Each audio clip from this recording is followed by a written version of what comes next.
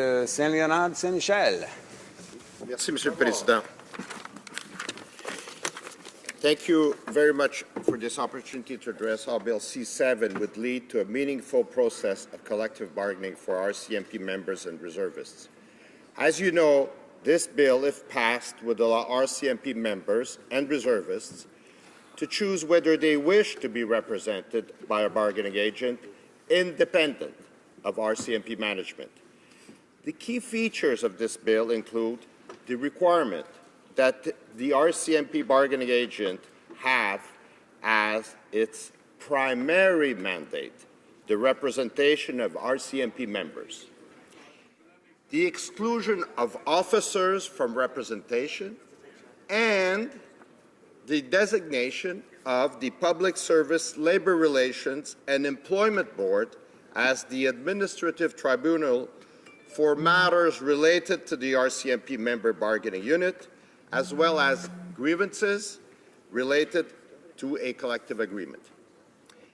This exclusion of officers, consistent with existing provisions in the Public Service Labor Relations Act that exclude public service executives from representation. The bill also provides for binding arbitration as the means to solve impasses in light of the essential nature of the work performed by the RCMP. As is standard in federal labor relations, the bill would require that to be certified as a bargaining agent, an employee organization would need the support of a majority of RCMP members in a single national bargaining unit. Mr. Speaker, the labor relations regime that this bill would create marks the beginning of a new era in the history of the RCMP. Allow me to take a few moments to explain the process by which this bill was developed. In the summer of 2015, the Treasury Board Secretariat engaged an independent consultant to survey regular members of the RCMP. The purpose of these consultations was to canvass RCMP regular members' views on potential elements of a labor relations framework that would allow them to choose their representatives and bargain collectively. The process consisted of a survey and town hall meetings. Mr. Speaker, more than 9,000 regular members completed the survey, and more than 650 participated in town hall meetings. Mr. Speaker, I would like to take this opportunity to thank those who took part for helping us define what a labor relations system for RCMP members would look like.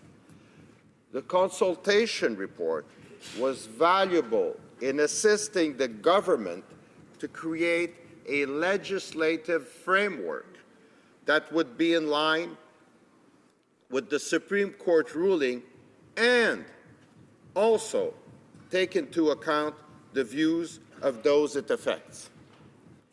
Bill C-7 provides for independent, binding arbitration as the dispute resolution process for bargaining impasses.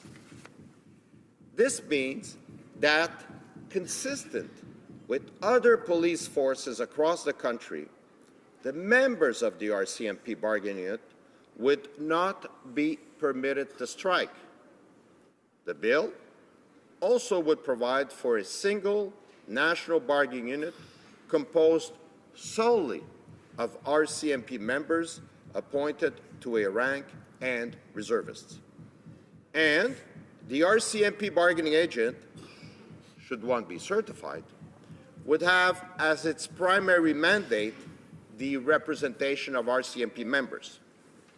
The government also consulted with jurisdictions with RCMP police service agreements. This was in addition to the regular meetings that take place between the government and these jurisdictions to discuss issues related to the quality and cost of those services. Mr. Speaker, we have taken a fair and reasonable approach to examining this complex matter. And now, with the amendments proposed under Bill C-7, RCMP members and reservists would have statutory collective bargaining rights as other Canadians. Our government recognizes that collective bargaining and Canadians' fundamental freedoms are vital to a healthy democracy in which people can move forward together. This week's budget reaffirmed the government's commitment to bargain in good faith with the public service. This commitment to collective bargaining is further demonstrated under Bill C-7.